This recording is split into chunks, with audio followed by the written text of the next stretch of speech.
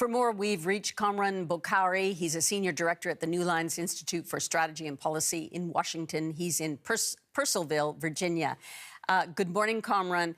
Lots to talk about here. Trump says Iran called to negotiate, but saying that his administration also weighing political military intervention and that Iran is close to crossing his red line. Do you think that Iran wants to negotiate, as Trump says, and what would that negotiation look like? Thank you for having me. Look, there's no sort of doubt in my mind that there's no other way for the Iranian regime but to negotiate. If you look at it simply and you zoom out of all the details of what's happening, they have nationwide public unrest, and their economic situation is very bad.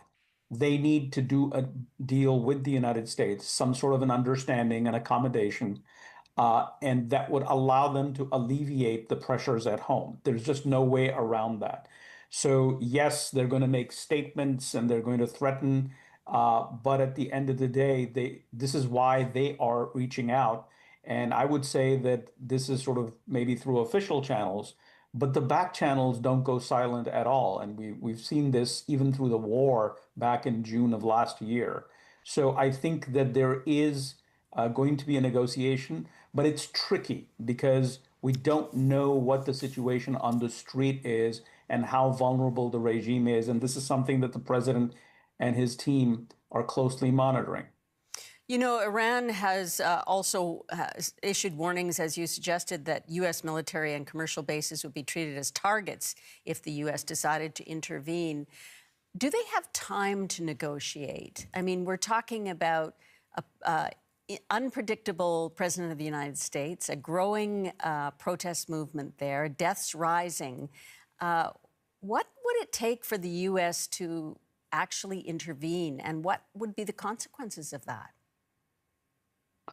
I think that the intervention has to be really unpacked. I mean, we know that there is no appetite for a large-scale military operation. What we've seen in the past are surgical precision strikes on Iran's nuclear facilities on the part of the United States, and then airstrikes by Israel. So I doubt that anybody is making a plan to go in and do anything more than that.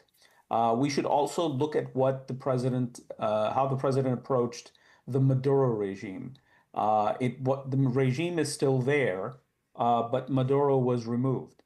So does that mean that we're going to go and remove someone like the supreme leader of Iran?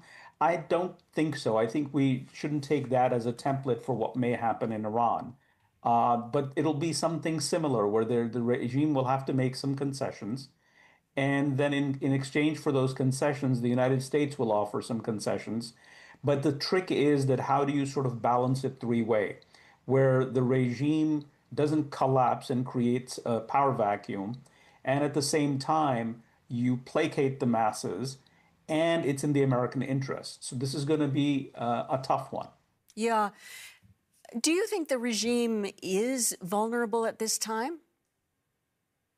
Well, it is very weak. Is it going to collapse tomorrow? I don't think so. But I wrote a piece for Forbes magazine yesterday saying that the issue isn't whether it's collapsing or surviving. It's not collapsing just yet, but it's not surviving. Something's got to give.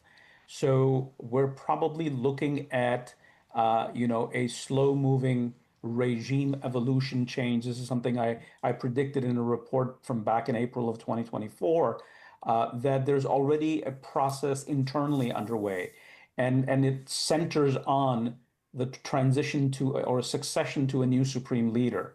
And so I think that is where we should focus on, because we've seen what happens when regimes collapse, Iraq, Afghanistan, and Libya and other places, and it becomes a huge mess. I don't think that the Trump White House is interested in that. The question is, how can we come up with a formula that's good for the people of Iran, that does not create a strategic vacuum in the country with state collapse, and at the same time is in keeping with American interests? I want to ask you a few quick things, Kamran. The foreign minister said today that Iran is not looking for war, but it's fully prepared for war. In fact, more than it was before the June attacks. Is that accurate?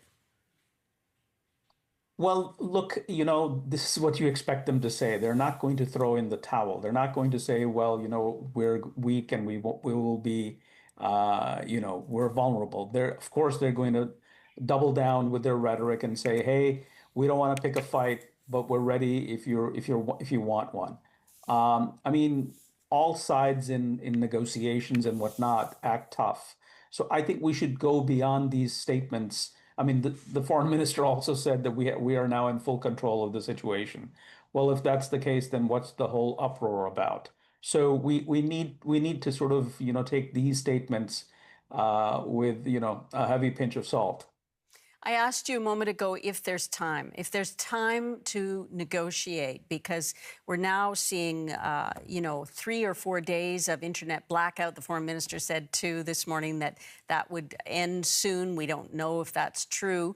And, 3 weeks of protests, it seems like time is being whittled down before there's a strike point really here, one way or the other. What do you think? How long can the protests continue and the regime continue to tamp it down?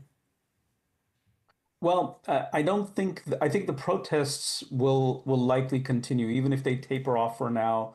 There's enough angst in the nation that if something else goes bad, like the devaluation of the currency that sparked the latest wave, then you can see people back on the streets again. So there isn't a good solution for that.